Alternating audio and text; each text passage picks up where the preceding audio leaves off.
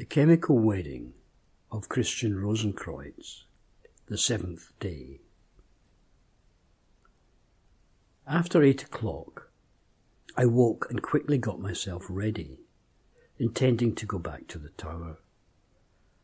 But the dark passages in the rampart were so many and various that I wandered a good while before finding an exit. This happened to others too, until at last we met in the lowest vault, and were given clothes olive yellow, as well as our golden fleeces. At this time, the Virgin told us that we were knights of the golden stone, which we had not known beforehand. When we were all ready and breakfasted, the old gentleman presented each one with a golden medal, on one side of which were the words, "Art is the minister of nature." On the other side were these, "Nature is the daughter of time."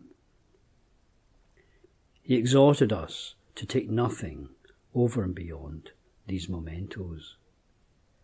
Then we went out to the sea again, where our ships lay, so splendidly appointed that it was scarcely possible such beautiful things must have been brought there beforehand.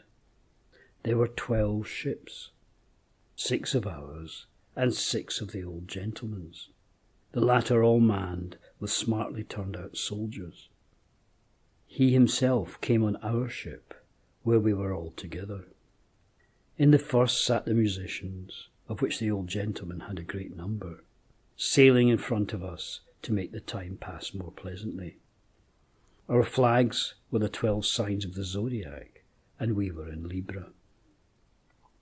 Among other things, our ship had a very lovely clock, which showed all the minutes, and the sea was so calm that it was a great pleasure to sail on it. Best of all was the old gentleman's discourse. He told us wonderful stories to pass the time, so that I could happily have travelled with him my life long. Meanwhile, the ships went quite speedily, and before 2 hours had passed, the sailor told us that he could almost see the whole lake covered with ships. As soon as we left the sea and came through the channel into the lake, there were about 500 vessels, among them one sparkling with pure gold and gemstones, in which sat the king and queen, with many noble lords, ladies, and maidens. As soon as they saw us, all the cannons on both sides were fired, and there was such a din of trombones, trumpets, and kettle drums that all the ships on the lake shuddered. Finally, as we arrived, they surrounded our ships, and we hove to. Straight away, old Atlas came aboard on the king's behalf, made a short but eloquent speech in which he bade us welcome, and asked us whether the royal gift was ready. My other companions wondered greatly how this king had resurrected, for they thought that they would have to reawaken him. But we left them in the confusion, and made as if we did not understand either. After Atlas's speech, our old gentleman came forward and responded with a somewhat longer oration, in which he wished the king and queen all joy and increase, then handed over a small decorated casket. But what was in it I did not know. Cupid alone was entrusted with it, as he flitted around between the two of them. When the speech was over, a salvo was fired, and we sailed together for a while, till at last we came to another waterfront. This was near the first gate, by which I had originally entered. On the square a great crowd of the royal household was waiting, together with several hundred horse. As soon as we docked and landed, the king and queen offered each of us their hand with especial courtesy, and we were all mounted on horseback. Here I would ask my friendly reader not to take this narrative as pride or self-glorification, but to believe that, if it were not strictly necessary, I would much prefer to have kept silent about the honour shown to me, We were all distributed among the lords, but our old gentleman and my unworthy self had to ride beside the king, each of us carrying a snow-white standard with a red cross. My treatment was surely due to my age, for both of us had long grey beards and hair. I had fastened my tokens around my hat, which the young king has soon noticed, asked whether I was the one who was able to redeem the tokens beneath the portal. I answered humbly, yes, but he laughed at me and told me I should need no decoration from now on. I was his father. Then he asked me, what had I redeemed them with? I answered, with water and salt, whereupon he asked who had made me so wise. Then I grew bolder and told him what had happened with my bread, the dove and the raven. He was pleased, but said expressly that God must have given me extraordinarily good fortune in this. Now we came to the first portal, where the blue-clad porter stood, holding a petition in his hand. As soon as he saw me beside the king, he handed me the petition, humbly entreating that I would remind the king of the porter's kindness to me. First, I asked the king how it stood with his porter. He answered me in a friendly way that he used to be a famous and skilled astrologer, held in great honour by the king's father, but he had once offended the lady Venus and seen her in her bed. As punishment for this, he was made to guard the first portal until someone should release him from it. I asked whether he could now be released. The king said, yes, if someone can be found who has committed as great a sin as he, they can take his place, and he will be free. These words cut me to the quick, for my conscience convinced me that I was the offender. But I kept silent and handed over the petition. As soon as the king had read it, he was so alarmed that the queen, who was riding behind us with her maidens and another queen, whom I remembered from the hanging of the weights, noticed it and asked him what this letter meant. But he had not wanted anything to be noticed, and putting away the letter, began to talk of other things until we came to the castle at about 3 o'clock. When we had dismounted and accompanied the king into his hall, he called old Atlas to join him in a small closet and showed him the letter. Atlas lost no time in riding away back to the porter to find out more about this matter. The young king sat down with his wife and the other lords, ladies, and maidens. Then our Virgin began to praise loudly our diligence, trouble, and labours, with a request that we be royally rewarded, and that she might enjoy the benefit of her commission from then on. The old gentleman also stood up, and confirming all that the Virgin had spoken, said that it would be only just for us to receive satisfaction. Now we were told to step out for a while, and each to make a feasible wish, which would be granted, for there was no doubt that the wisest would make the best wish. We were to think about it until after dinner. Now the king and queen began to play a game with each other to pass the time. It resembled chess, but had different rules. It was between the virtues and the vices, and it was pretty to see what traps the vices set for the virtues and how they could be countered. The game was so clever and ingenious that I wished we had it too. During the game, Atlas returned and delivered his message secretly. I went red from head to foot, for my conscience left me no peace. The king told me to read the petition for myself, whose contents were roughly as follows. First, the porter wished the king prosperity and increase, that his seed should be spread far and wide. Then he indicated that the day had now come when, according to his royal promise, he should be relieved. If his observations did not deceive him, Venus had already been discovered by one of his guests. If His Majesty would make keen and diligent inquiry, he would find that his discovery was true, and if none such were to be found, he would remain by the gate for the rest of his life. He then requested most humbly that, if in peril of his life and limb, he were permitted to attend the dinner tonight, he would hope to identify the miscreant himself, and thus earn the freedom he desired.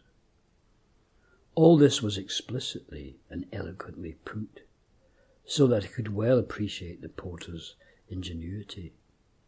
But it was too painful for me, and I would prefer never to have set eyes on it. I wondered whether I could help myself out of it through my wish, so I asked the king whether the porter could be released in any other way. "No," answered the king, "for there is a special consideration in this matter, but we will well concede his request for this evening. Send someone out to fetch him here." Meanwhile, tables were being set in a room where we had never been before. It was so perfect and well furnished that I cannot begin to describe it.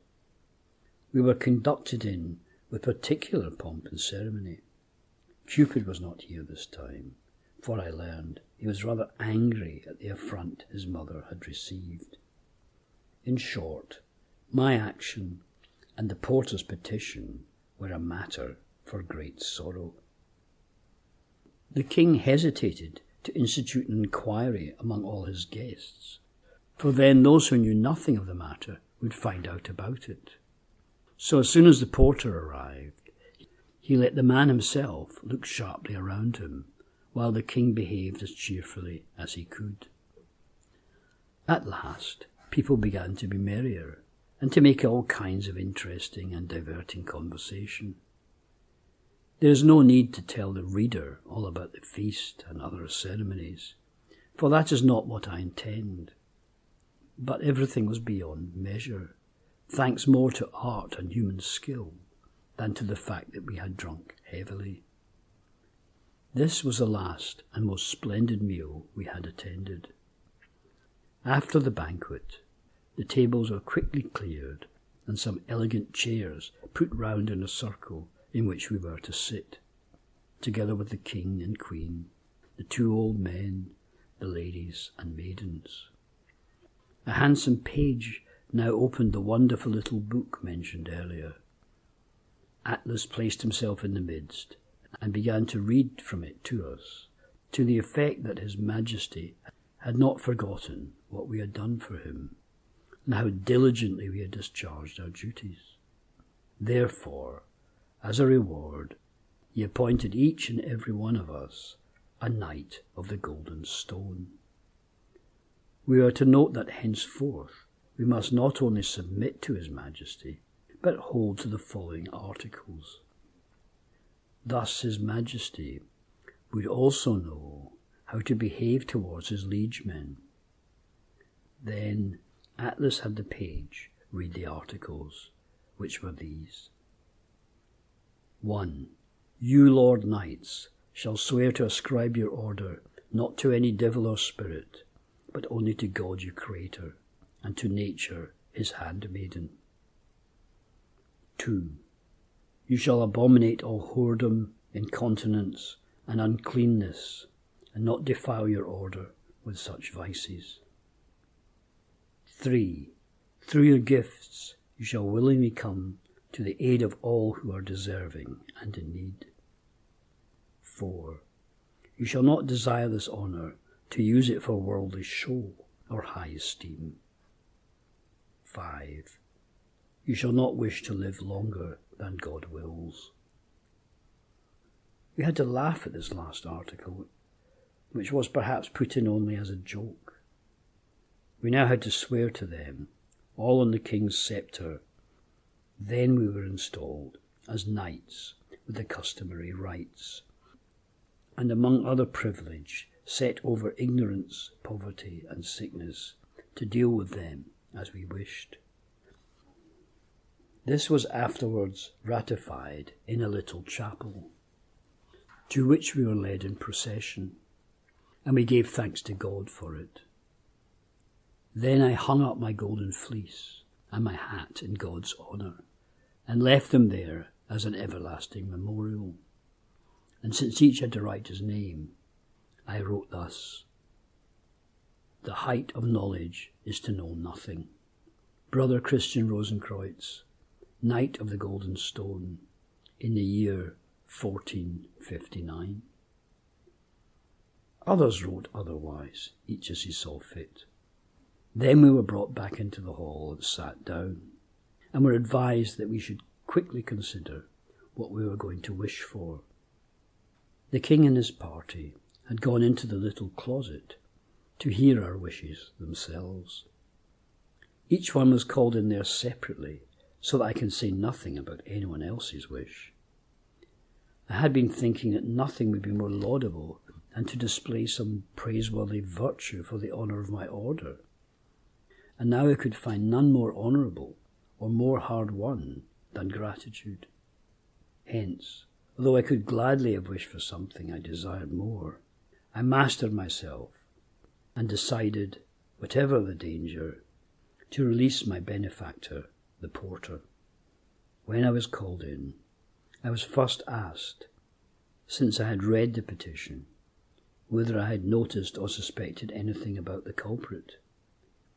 Thereupon, I fearlessly began to relate all the events that had passed, and how I had fallen into them through ignorance, and offered to atone for all I had done.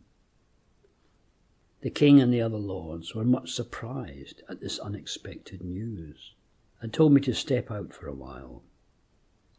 As soon as I returned, Atlas informed me how painful it was to His Majesty that I, beloved by him above all, should have come to such misfortune, but that since they could not contravene their ancient traditions, nothing could prevent the porter from being freed and myself put in his place.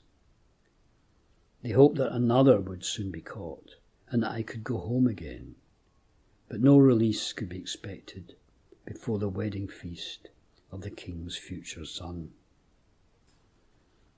This verdict nearly killed me, and I was immediately furious with myself and my blabbing mouth for not keeping quiet.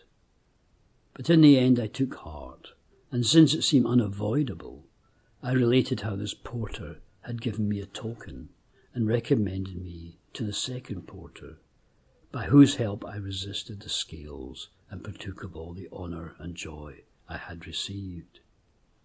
Since it was only right to be grateful to one's benefactor, as it could not be otherwise, I accepted my sentence and was happy to accept some inconvenience that would help him in his situation. But if something could still be done with my wish, I wished myself back home, and thus he would be freed by me, and I by my wish. They answered that wishes did not stretch as far as that, or else I could have simply wished him free. His Majesty was pleased that I had behaved so well, but was afraid that I did not yet realize what a sad condition my inquisitiveness had plunged me into. Now the good man was set at liberty, and I had to take my leave with a heavy heart. After me, the others were summoned in, and all came out happy, which was all the more painful to me, since I imagined that I would have to spend the rest of my life beneath the gate. I racked my brains over what I should do and how I should spend the time. At length I concluded that I was already old and had only a few more years to live. This misery and melancholy would soon do away with me, and then I would be done with gatekeeping. I could even bring myself into the grave by means of a peaceful sleep. I had many such thoughts. At times I was vexed that I had seen such beautiful things and must be deprived of them. At other times I was happy that before my end I had been admitted to every joy and not sent away shamefully. But this was the last and rudest shock I suffered. As I meditated thus, the others made ready, and after they had bade the king and queen good night, each was conducted to his lodging. But no one showed me the way, and I, poor fellow, had to continue in my chagrin. Although to be in no doubt of my future function, I had to put on the ring that the other had worn before me. At last, the king advised me that since this was now the last time I would see him in this condition, I should conduct myself according to my position, and not against the rules of the order. Thereupon he took me in my arms and kissed me. From all of this I understood that tomorrow I must sit by my gate. After they'd all talked to me in friendship a little longer and given me their hands. They wished me God's protection, and I was led by the two men, the gentleman of the tower and Atlas, into a splendid bedroom where 3 beds stood, and each lay in one of them. There we spent about 2 pages and quarter are missing here, in which the author, thinking that he must be a gatekeeper, in the morning returns home.